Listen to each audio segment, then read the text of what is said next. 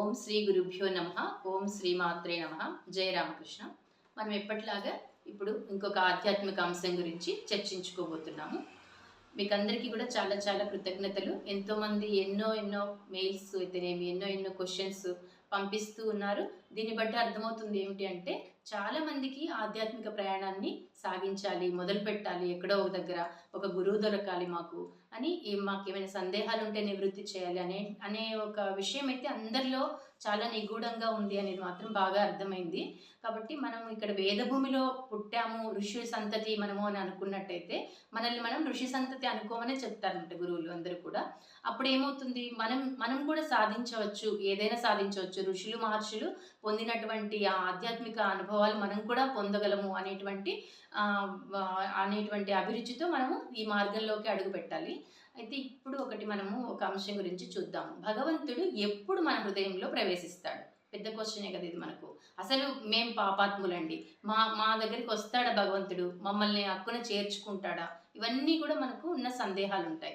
మనం ఎన్నో పాపాల్లో ఇరుక్కున్నా సరే ఒక్కసారి కనుక మనం డెసిషన్ తీసుకున్నాము, భగవంతుని గురించి ఆలోచించాలి, భగవంతుడు అంటే ఏమో నేను తెలుసుకోవాలి, ఆయన్ని నా జీవితంలోకి తీసుకురావాలి అని కనుక మనం గట్టిగా పట్టుదల పట్టామంటే జన్మల్లో ఉన్నటువంటి పాపరాశి అంతా ఒక్క భగవంతుని ఒక నామంతో దగ్ధమైపోతుంది అని చెప్తారనమాట. ఇప్పుడు ఒక రూమ్లో మొత్తము కాటన్ బాల్స్ అన్నీ ఉన్నాయనుకోండి, అప్పుడు ఏమవుతుంది, ఒక చిన్న అగ్గి ఒక చిన్న ఇది పడగానే మొత్తం దూది మొత్తము ధ్వంసమైపోతుంది కదా. అలాగే భగవంతుని నామాన్ని ఒక్కసారి మనం స్వీకరించాము అంటే అది మంత్రదీక్ష తీసుకోవడం వల్ల అనమాట. దాని గురించి మనం ఇంకోసారి చెప్పుకుందాము. కాబట్టి ఒక్కసారి భగవంతుని నామాన్ని మన మనసులోకి ఎక్కించుకోవడం స్టార్ట్ చేసాము అంటే ఆ నామం వెళ్తున్న కొద్దీ ఒక ఇంక్ పెన్ ఉంటుంది అనుకోండి, ఇంక్ పెన్లో ఇంక్ని మనం ఎలా క్లీన్ చేస్తాము, వాటర్ వేస్తూ ఉంటే ఇంక్ అంతా బయటకు వచ్చేస్తూ ఉంటుంది, క్లీన్ అయిపోతుంది కదా. అలాగా మన మైండ్ అంతా మన చిత్తశుద్ధి కలుగుతుంది, క్లెన్స్ అయిపోతుంది అంటే భగవంతుని నామాన్ని మనం తీసుకుంటూ వెళ్తుంటే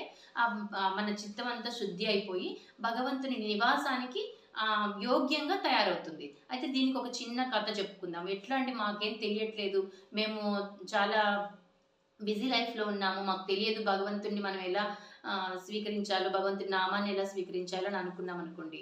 దీనికి ఒక చిన్న స్టోరీ చెప్పుకుందాము. దీని పేరు పాద భిక్షు ప్రసాద న్యాయం అనమాట. అంటే ఇప్పుడు ఏమవుతుంది అంటే ఒక ఇంట్లో ఒక ఇల్లాలు ఉంటారు, ఆవిడ పనిలో ఆవిడ ఉంటారు, బిజీగా ఉంటారు. ఒక సాధువు వస్తారంట వాళ్ళ ఇంటికి.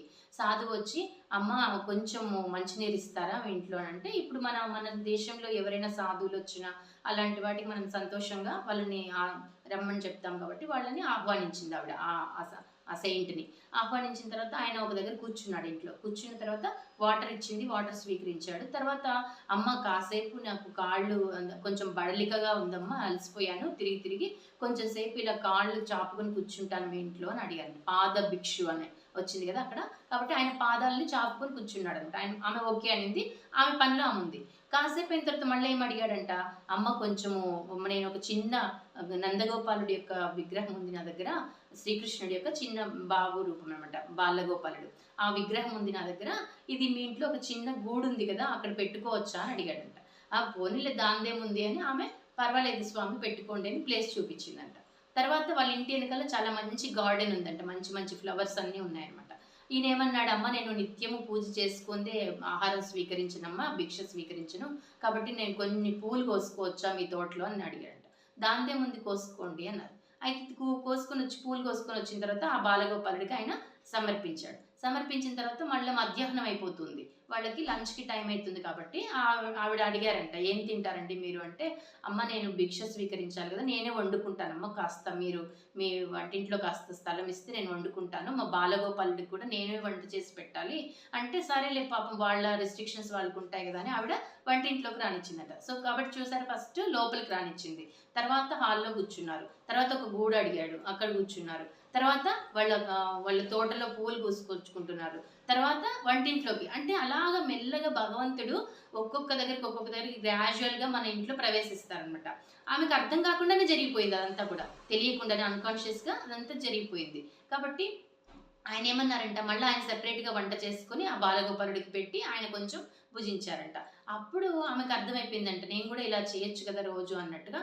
అంటే చూడండి, భగవంతుడు తెలియకుండా అలా మెల్లగా మెల్లగా మన పుణ్య కార్యాలు ఎక్కువైనప్పుడు అలా ప్రవేశిస్తారంట మన ఇంట్లోకి. కానీ మన ఇంట్లోకి ముందు ప్రవేశించిన తర్వాత ఆయనతో మన సంబంధ బాంధవ్యాలను బాగా మనం నెరపిన తర్వాత అప్పుడు ఆయన మన హృదయంలోకి ప్రవేశిస్తారంట. అప్పుడు ఇంకా ఎవరు వద్దన్నా హృదయంలోకి ప్రవేశించే ముందు చాలా టెస్టింగ్స్ ఉంటాయండి హృదయంలో. ఎందుకంటే మనం ఎంతో మందిని పోగు చేసుకొని ఉంటాం కదా, మన స్నేహితులు, బంధువులు, ఇంట్లో వాళ్ళు, అన్నీ అన్నీ ఎన్నో ఎన్నో మన హృదయంలో మనకు ఆర్నమెంట్స్ అయితేనేమి, ఇలా చాలా చాలా విషయాల గురించి మనకు ఆసక్తి ఉంటుంది. అవన్నీ హృదయంలో ఉంచుకుంటాం. కానీ భగవంతునికి చివరిగా ప్లేస్ ఉంటే ఇస్తాం, లేకపోతే లేదన్నట్టుగా ఉంటాం అనమాట. కాబట్టి అలా మనము మన హృదయాన్ని అంతా ఖాళీ చేయించేస్తారనమాట. భగవంతుడు రావాలనుకుంటే చాలా టెస్టింగ్స్ పెట్టి ఒక్కొక్కరిని, మన ఫ్రెండ్స్ అయితేనేమి, ఇంకెవరెవరి మీద మనం ఎక్కువగా మమకారం పెంచుకుంటున్నామో వాళ్ళందరినీ కనీసం ఒక ఇంట్లో ఒక చిన్న కుక్క పిల్ల ఉందనుకోండి, దాని మీద కూడా మనకి ఎక్కువ మమకారం ఉంటుంది కదా, అన్నీ ప్రతి ఒక్క దాని మీద మనకు మోసపోయేటట్టుగా చేసేస్తారు. ఆ టెస్టింగ్స్లో మనం అంతా పాస్ అయితే కనుక అప్పుడు భగవంతుడు నిజంగా మన హృదయంలో వచ్చి తిష్ట వేసుకుంటారు.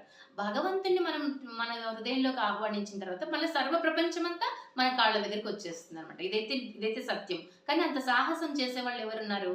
కాబట్టి ఆ సాహసం కనుక మనం చేసామంటే భగవంతుడు పెట్టే టెస్టింగ్స్కి మనం ఓర్చుకొని, ఎన్నో ఇయర్స్ పట్టచ్చు, కొన్ని కొన్ని వందల సంవత్సరాలు కూడా పట్టచ్చు, మరో జీవితం కూడా పట్టచ్చు.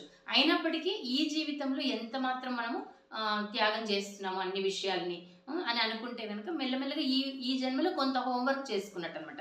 ఇదంతా ఎప్పటికైనా మనకు భగవంతుని మన హృదయంలోకి తెచ్చుకోవాల్సిందే, భగవంతుల్లో మనం ఐక్యం అయిపోవాల్సిందే.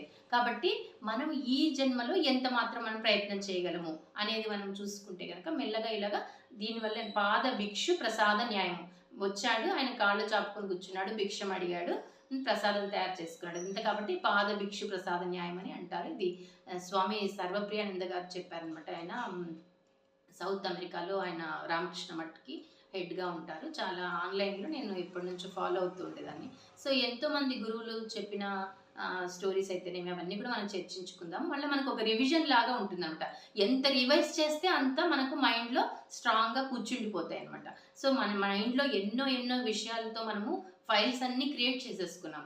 ఆ ఒక్కొక్క ఫైల్ని మనము దుమ్ము దులిపి బయటకు తీసేసేయాలి. ఏ ఫైల్స్ అవసరము, ఏ ఫైల్స్ అవసరం లేదు. ఇప్పుడు సినిమాలు ఏవో వస్తూ ఉంటాయి టీవీలో, రిపీట్ చేస్తూనే ఉంటారు కదా, ఎన్నోసార్లు రిపీటేషన్ ఉంటుంది. సో అలా ఆ రిపీట్ చేసే బదులు ఇలాంటి విషయాలు మనం రిపిటేషన్ చేసుకుంటే మన మైండ్ అనేది, చిత్తం మొత్తం శుద్ధి అవుతుంది అన్నమాట. శుద్ధి అయిన తర్వాత భగవంతుడు మనలో ప్రవేశిస్తాడు. ఇంకొక విషయాన్ని మళ్ళీ తర్వాత వచ్చే వీడియోలో తీసుకుందాం. ఓం శ్రీ గురుభ్యో నమః. ఓం శ్రీ మాత్రే నమః. సర్వం శ్రీరామకృష్ణార్పణమస్తు. లోకా సమస్త సుఖినో భవంతు. జై హింద్.